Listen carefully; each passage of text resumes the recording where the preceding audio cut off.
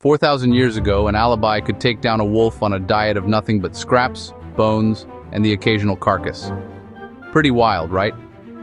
Today, that same magnificent dog often gets a stainless steel bowl filled with boring brown pellets. So, what's the deal? Has our modern convenience really improved on nature's blueprint, or have we just swapped the wolf crusher's raw power for clever marketing hype? It's a question worth asking. Hey everyone, I'm Peter.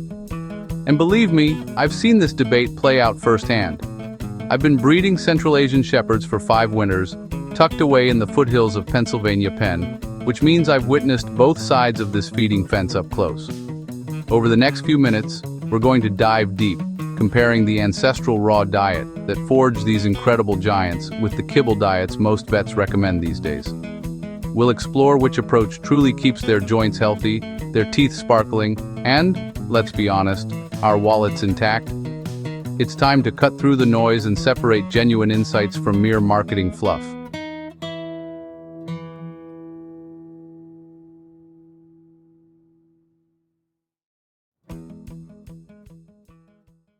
Think about it.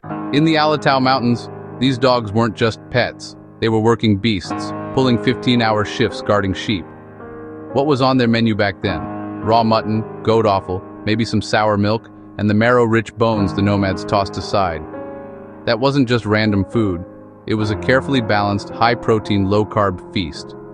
We're talking roughly 38% protein, virtually zero starch, and a near-perfect calcium-phosphorus ratio of 1.3 to 1.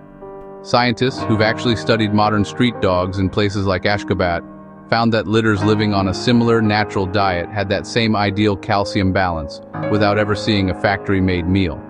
The result? Strong wrists, tight hips, and stool that turned white and crumbled in the sun, a clear sign the system worked. People who replicate this ancestral diet today often report smaller, firmer pickup piles, noticeably cleaner molars, and absolutely zero dog smell on their Alabai's coat. The catch, though? It's not exactly a walk in the park. You'll need freezer space, a good relationship with a butcher, and some decent math skills to ensure you're hitting all those crucial trace minerals like zinc and iodine. It's a commitment for sure. Now let's fast forward to 2024. A 70-kilo Alabai needs around 2,200 kilocalories on a rest day, and even more when they're patrolling your property. Kibble companies, bless their hearts, have tried to simplify things.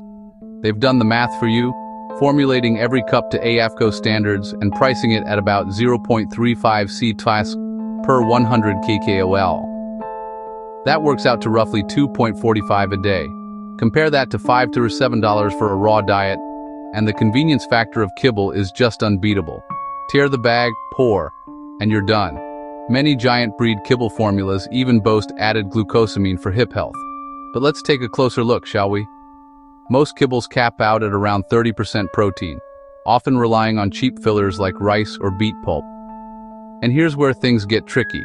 Starch loves to stick to molars, contributing to tartar buildup and fueling systemic inflammation. Exactly what you don't want in a dog already prone to elbow dysplasia. In fact, one study highlighted how starch-heavy diets could double yeast-ear episodes in molossers. So, are you inadvertently trading joint safety for dental woes and itchy skin? It's a real possibility. Then you've got raw advocates who champion those boutique, pre-made grinds, the ones with the perfect 80% meat, 10% bone, 10% organ ratio, proudly labeled complete. But that completeness comes at a price. We're talking $4 per 100 kilo, which means our 70-kilo Alabai is looking at an $8.80 daily bill.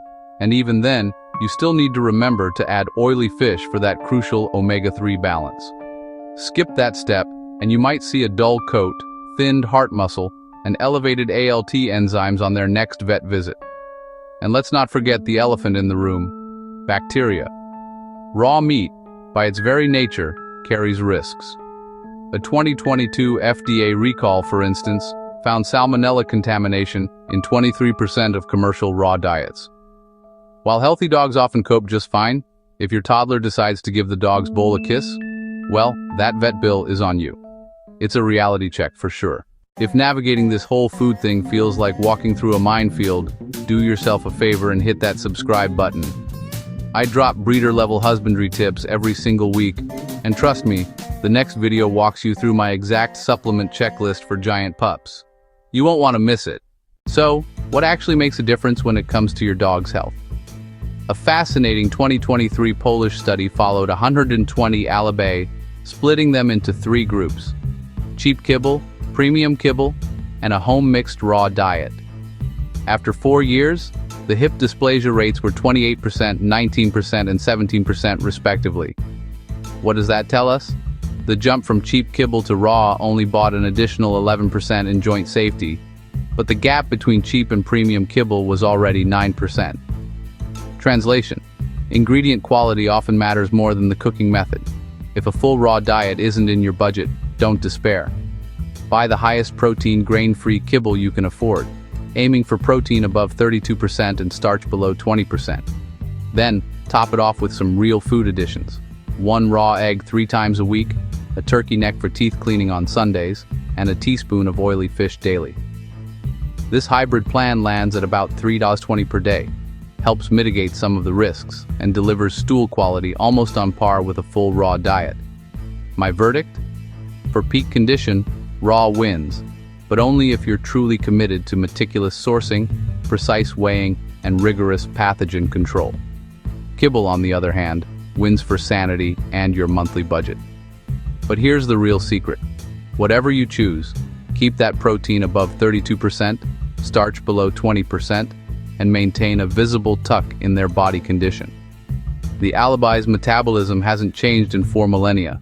It's only our lifestyles that have. Ultimately, you've got to feed the dog in front of you, not just the myth on the bag. If your Alabai has glossy fur, consistent, elastic stool, and can sprint up a hillside without limping the next morning, then you, my friend, have nailed it. Drop a comment below. Are you running full raw, sticking with kibble, or have you tried the hybrid hack we just talked about? And if you want a deeper dive into my exact recipe spreadsheet, check the description for the link. See you in the next one.